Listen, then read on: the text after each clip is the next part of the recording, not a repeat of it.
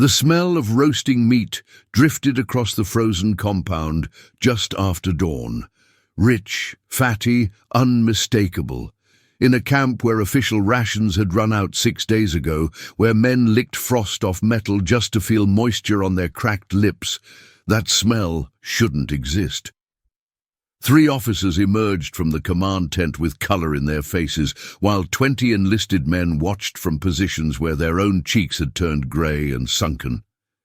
Nobody said anything. Not yet. But every man who caught that scent did the same mental inventory, counting what animals remained in this god-forsaken place and what rules were being broken behind closed doors while they starved according to orders.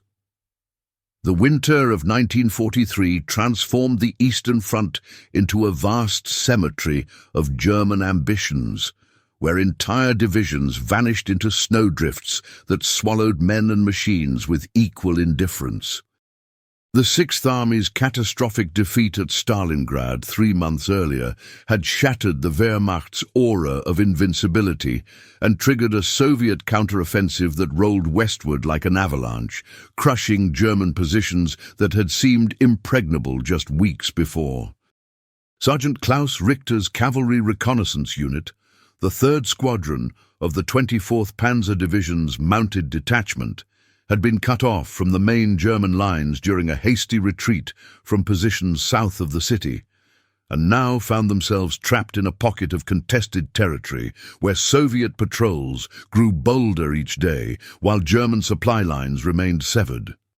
The 23 men under Richter's command had survived the initial encirclement through a combination of tactical skill and desperate luck, but now faced an enemy far more patient and merciless than any Soviet infantry division, the cold itself, which killed slowly through a process of systematic bodily shutdown that left victims conscious and aware until the final moments.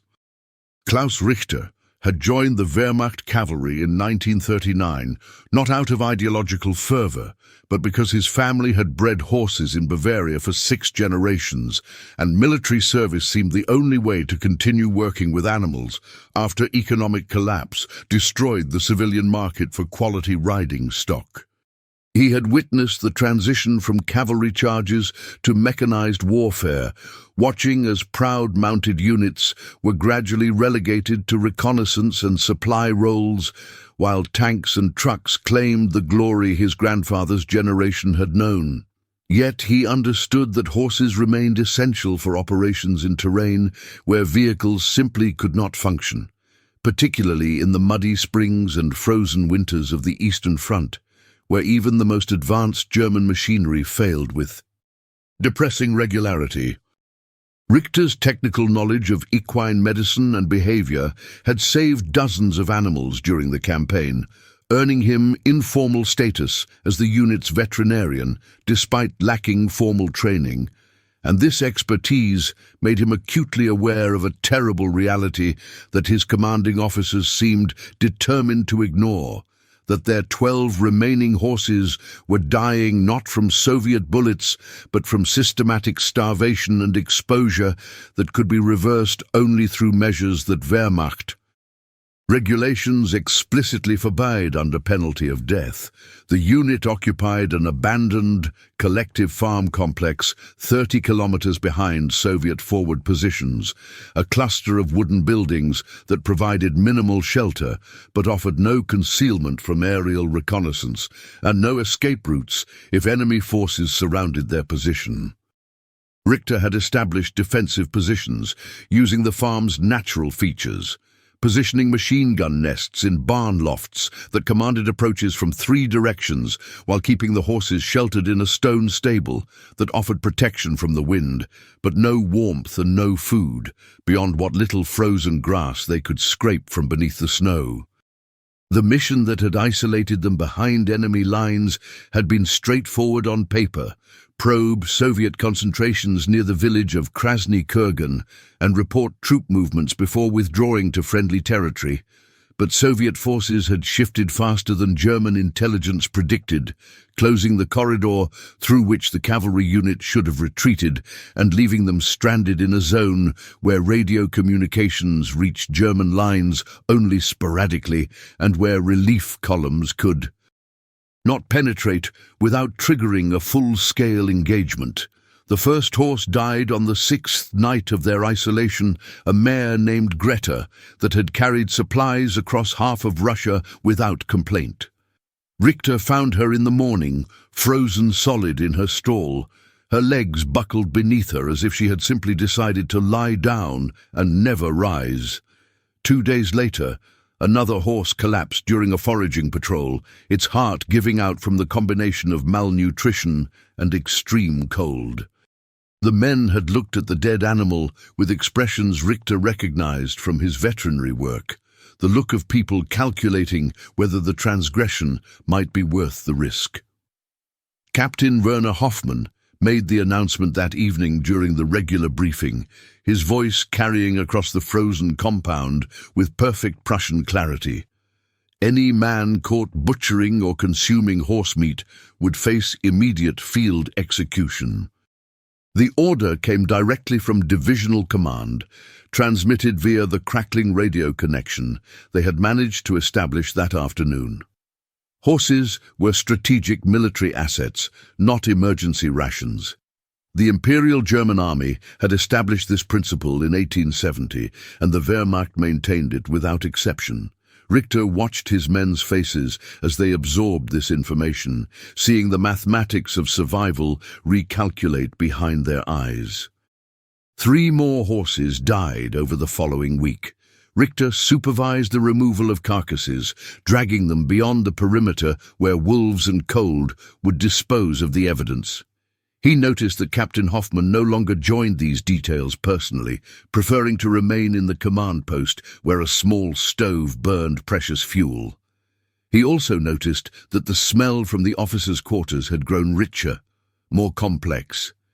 Meat smell, fresh meat smell, the kind that comes from something recently killed and carefully prepared.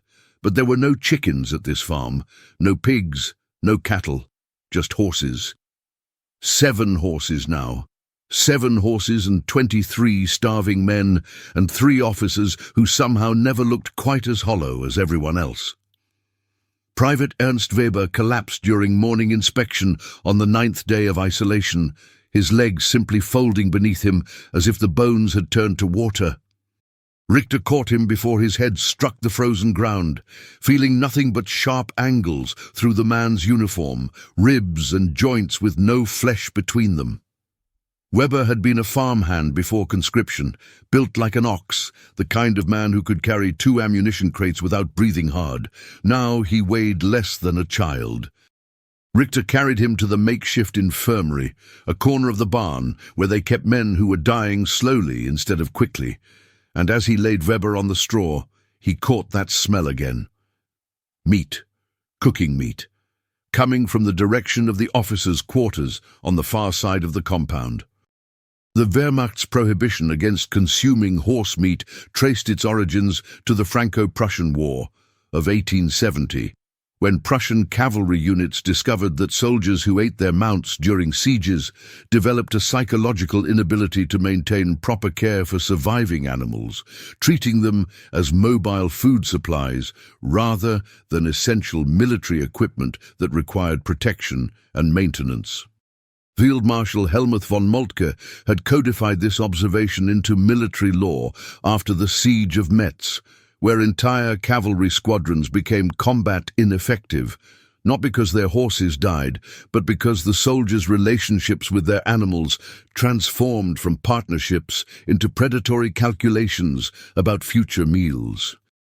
The regulation survived through the First World War, the Weimar period, and into the Wehrmacht's operational doctrine, with the specific addition that officers who failed to enforce this prohibition would face courts-martial for dereliction of duty, while enlisted men who violated it would face immediate execution as an example to prevent the psychological contagion from spreading through the ranks. Richter had studied these regulations during his training, understanding the military logic, even as he recognized the cruel mathematics they created during emergencies, when horse meat represented the only protein source available, and men faced the choice between honorable starvation or dishonorable survival. Klaus Richter's own relationship with horses had been shaped by his grandfather, who had served in the Imperial German cavalry during the First World War and returned to Bavaria with stories that treated the animals as comrades rather than equipment.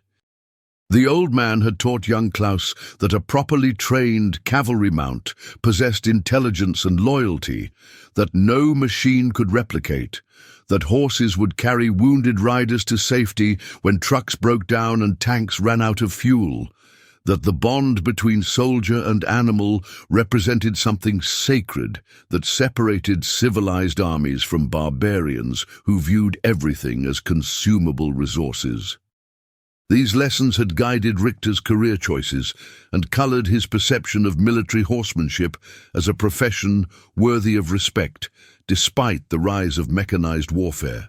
But now those same lessons created impossible weight as he watched his remaining 7 horses deteriorate from starvation, while knowing that their deaths could be prevented through measures that would destroy the very principles his grandfather had instilled in him. The horses trusted him completely, following his commands without hesitation, and this trust made the calculations running through his mind feel like a form of betrayal, even though he had not yet acted on any of them. The stable had become a mortuary where animals died in slow motion, their ribs pressing against hide that hung loose over wasting muscles. Richter performed his evening inspection with clinical detachment, checking each horse for signs of distress while mentally cataloguing which ones would die first based on body condition and vital signs. Ajax, the captain's personal mount, showed symptoms of advanced starvation, his eyes sunken deep in their sockets and his breathing shallow and irregular. Freya, a younger mare, had developed lesions on her legs where circulation was failing. Donner, the strongest of the remaining animals, had stopped responding to commands, standing motionless in his stall with his head lowered in a posture that indicated systematic organ failure. Richter measured out the last of the grain they had salvaged from the collective farm stores, dividing it among the 7 horses in portions so small they barely covered the bottom of each feed bucket. He watched them eat with desperate efficiency, knowing this would be their final proper meal. Tomorrow there would be nothing, no grain, no hay, no fodder of any kind, just frozen ground and the slow death that came from bodies consuming themselves for fuel. Corporal Heinrich Brandt found him in the stable an hour after sunset. Brandt had been a butcher in civilian life, and his presence carried implications that didn't require verbal explanation. The corporal stood in the doorway, his breath forming clouds in the frigid air, and spoke carefully, choosing words that wouldn't technically constitute conspiracy. The men were talking, asking questions about regulations, wondering if exceptions existed for extreme circumstances, wondering specifically about what happened to the horses that had already died, whose carcasses had been dragged beyond the perimeter supposedly for disposal. Richter ordered Brandt to return to his post. The corporal hesitated, then obeyed, but his eyes lingered on Ajax with the professional assessment of someone calculating meat yield. Richter waited until Brandt's footsteps faded before checking the area behind the stable where they had disposed of the 3 most recent carcasses. 2 days in sub-zero temperatures should have preserved the bodies perfectly. Instead, he found disturbance in the snow, drag marks leading away from where he had left them. Recent tracks, boot prints too large to belong to any of the enlisted men, officer boots. Following the trail 20 meters into the tree line, Richter discovered a butchering site. Meat strips hung from branches, frozen solid and carefully carved. professional cuts, the kind that required knowledge and sharp tools. Bones lay scattered in patterns that indicated systematic processing, with choice cuts removed and waste material discarded. The site showed signs of multiple visits: packed snow around a small fire pit, blood frozen in dark pools, 3 horses dismembered, hundreds of pounds of meat, all of it taken by someone who knew exactly what they were doing, someone who had issued orders that other men would be shot for disobeying, someone who ate while his soldiers starved according to regulations he violated in secret.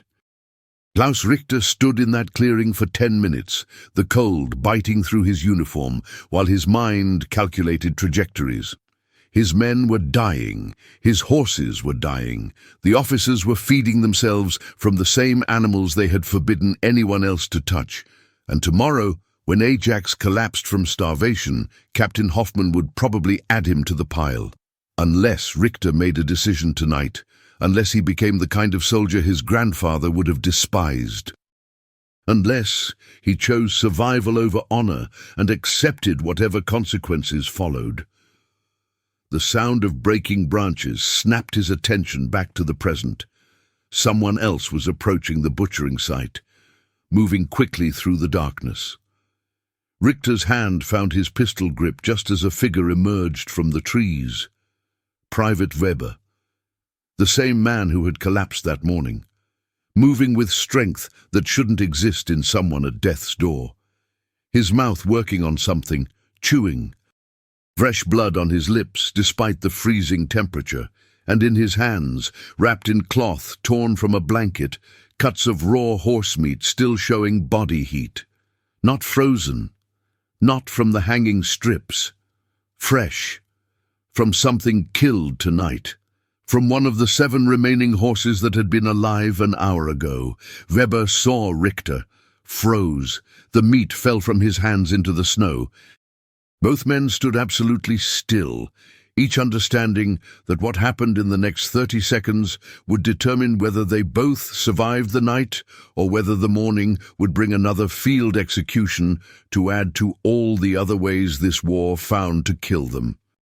The decision Richter faced in that frozen clearing carried implications that extended far beyond one private caught with forbidden meat, because every choice available to him would establish precedent that would determine whether the next 23 days ended with survivors or with corpses arranged in neat rows, according to military protocol.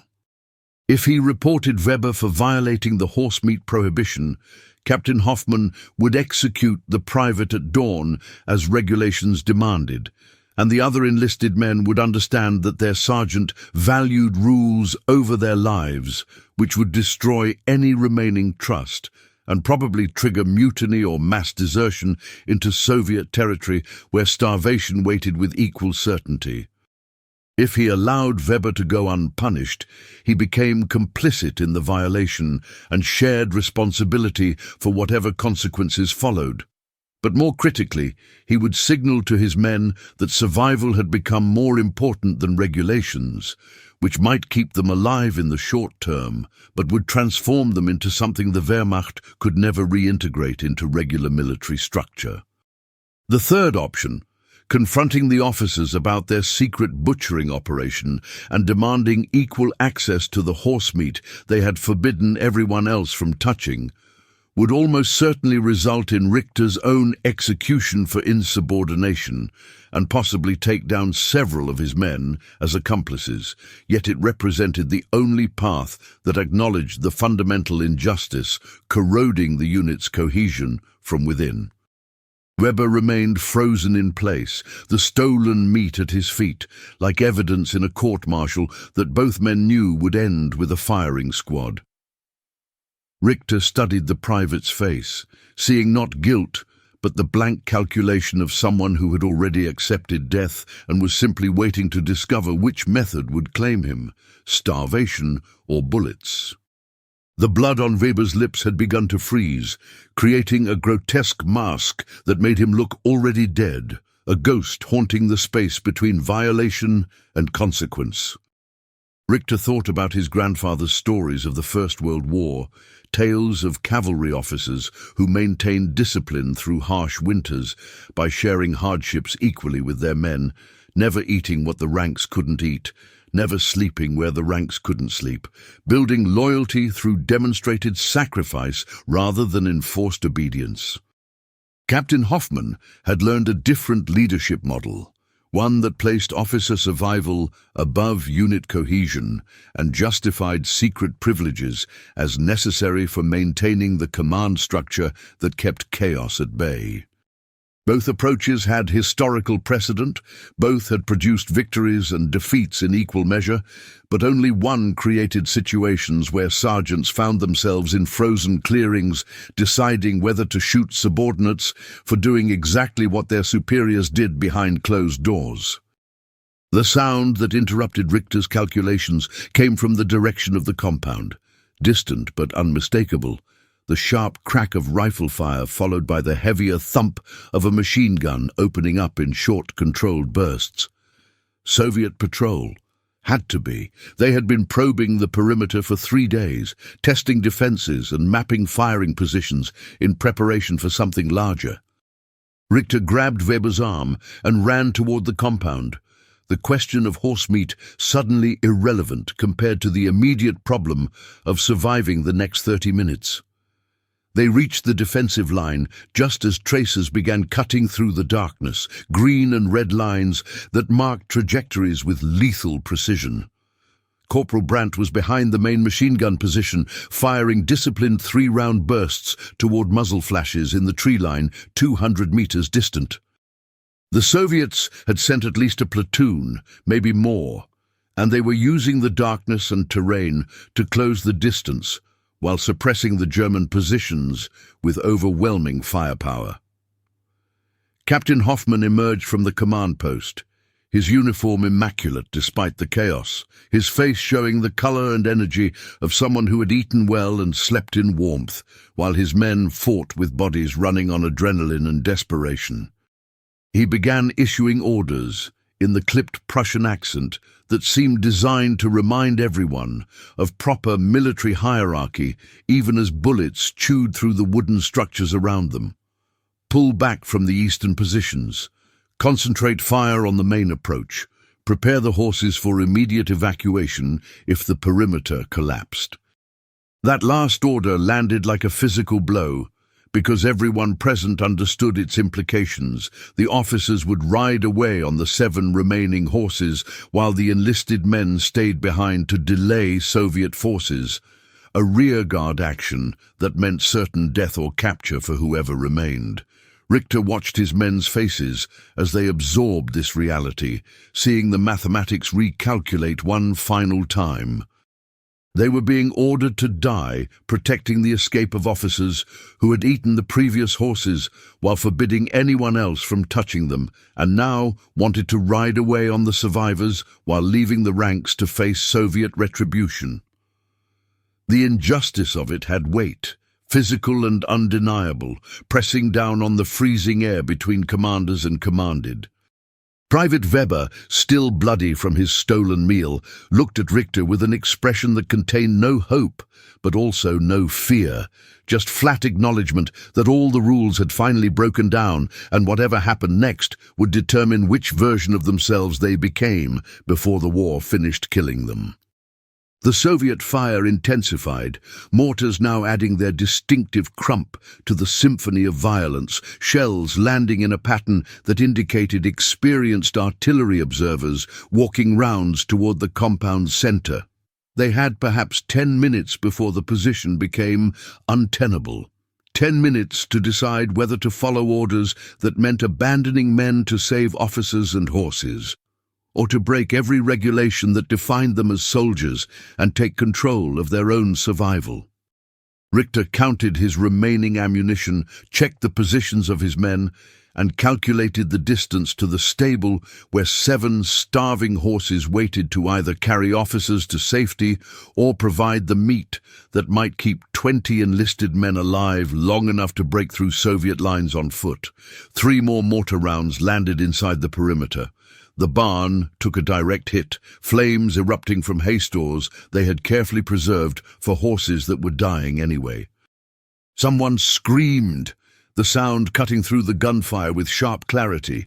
Private Müller, his leg torn open by shrapnel, being dragged toward the infirmary by two men who moved with the mechanical efficiency of soldiers who had done this too many times.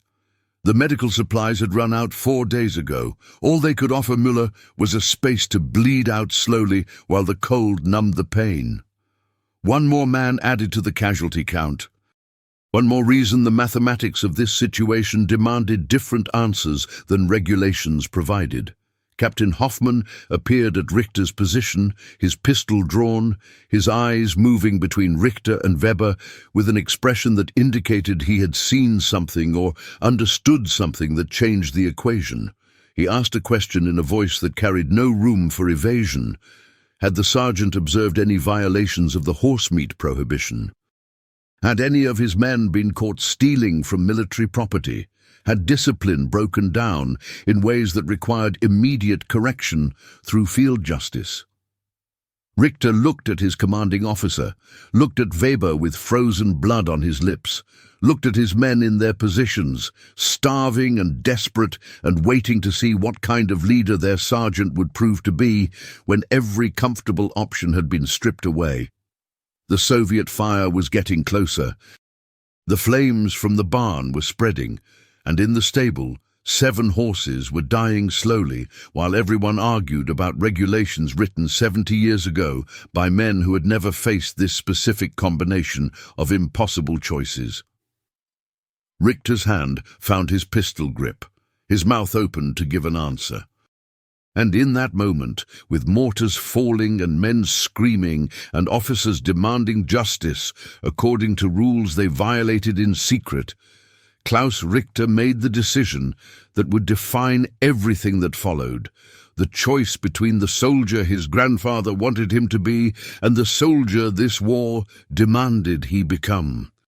Richter's answer came not in words, but in action that severed him completely from the soldier he had been trained to become, because some decisions could only be made by doing rather than speaking, by crossing lines so definitively that retreat became impossible, and the only path forward led through consequences that would either justify the transgression or condemn it forever. He turned away from Captain Hoffmann without responding to the question about violations, walked directly to the stable while mortar rounds continued falling around the compound, and ordered Corporal Brandt to bring his butchering tools and meet him inside where the 7 horses waited in various stages of starvation-induced collapse. Hoffmann shouted something behind him, the words lost in the chaos of combat, but the tone unmistakable, an order being ignored, authority being rejected, the fundamental compact between officer and non-commissioned officer dissolving in real time. Richter heard his captain's pistol clear its holster, heard the metallic snap of a round being chambered, felt the weight of Hoffmann's attention settle on his back like a targeting reticle, but he kept walking because turning around would mean acknowledging that regulations still mattered more than the lives of men who had followed him through 2 years of this frozen hell without complaint or hesitation. Inside the stable, Ajax raised his head with effort that showed how close the animal was to complete system failure, his eyes still holding recognition despite the advanced starvation that had reduced him to a framework of bones wrapped in loose hide. Richter had ridden this horse across 300 kilometers of Russian steppe, had trusted Ajax to carry him through machine gun fire and artillery barrages when staying mounted meant survival and dismounting meant death, had formed the kind of bond his grandfather described in stories about cavalry partnerships that transcended the utilitarian relationship between soldier and equipment. Killing Ajax would violate everything Richter had been taught about horsemanship and military tradition, would confirm that he had become exactly the kind of soldier the horsemeat prohibition was designed to prevent, someone who reduced noble animals to emergency protein sources and destroyed the sacred trust that separated professional cavalry from desperate scavengers.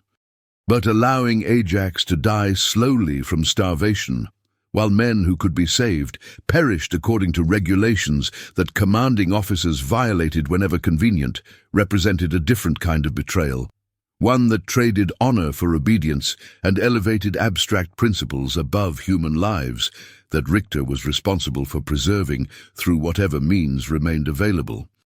Corporal Brandt entered the stable with his tools wrapped in canvas, his butcher's training evident in how he assessed Ajax with professional detachment, calculating meat yield and optimal cutting sequences without allowing sentiment to interfere with practical necessity.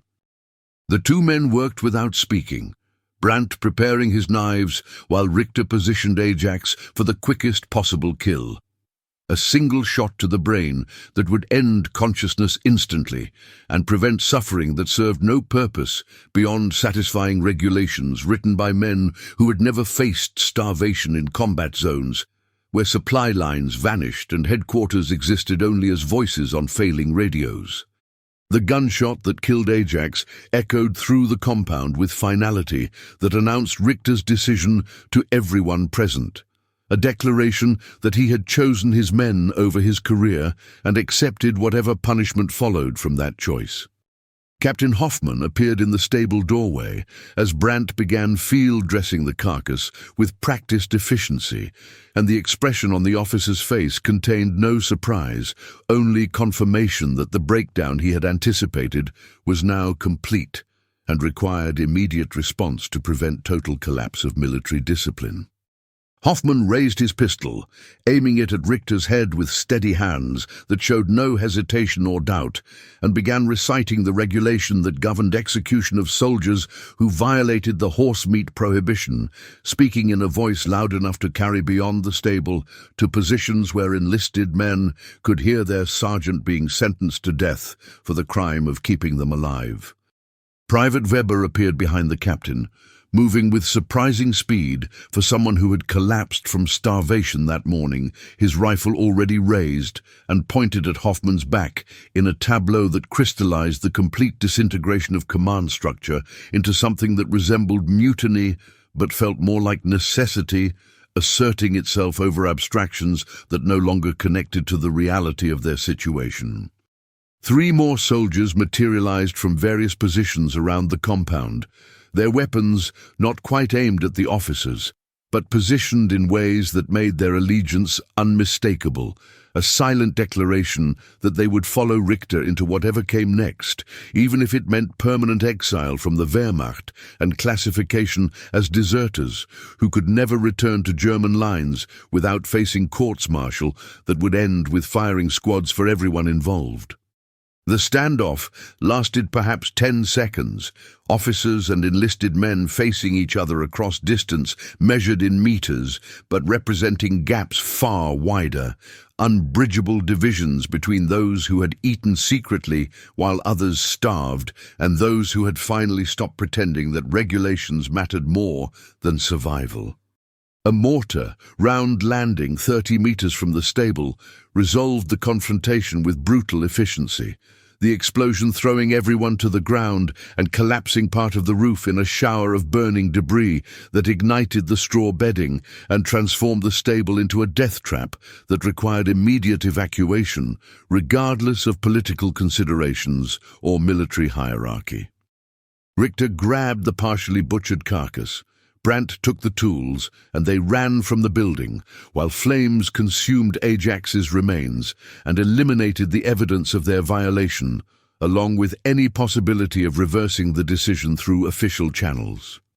Captain Hoffman scrambled to his feet, his uniform scorched and his face blackened by smoke, but his pistol remained holstered as Soviet fire intensified, and the tactical situation demanded attention to more immediate problems than internal discipline. The next 3 hours blurred into continuous action that left no time for reflection or recrimination, a desperate fighting retreat that saw the German position progressively compressed until only the command post and two outlying buildings remained defensible against Soviet forces that had grown from a probing patrol to a full company-strength assault, clearly intended to eliminate the isolated German unit before dawn. Richter distributed the meat from Ajax to his men as they fought, raw strips that they consumed without cooking, because fires would draw artillery, protein entering starving bodies and providing temporary strength that allowed them to maintain firing rates that kept Soviet infantry at bay through the darkest hours of the night.